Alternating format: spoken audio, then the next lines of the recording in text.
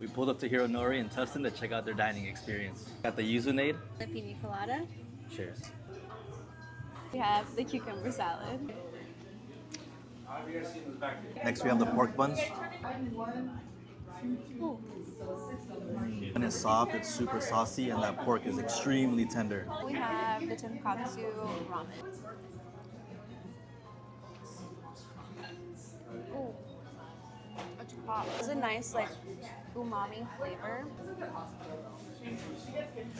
Fat to meat ratio, it makes it so tender. Next we have the shoyu ramen.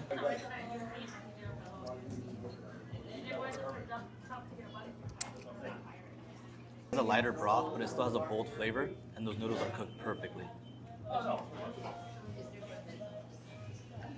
You can already see how tender that is. Last but not least, we have the spicy cold dipping noodles. With the dipping sauce.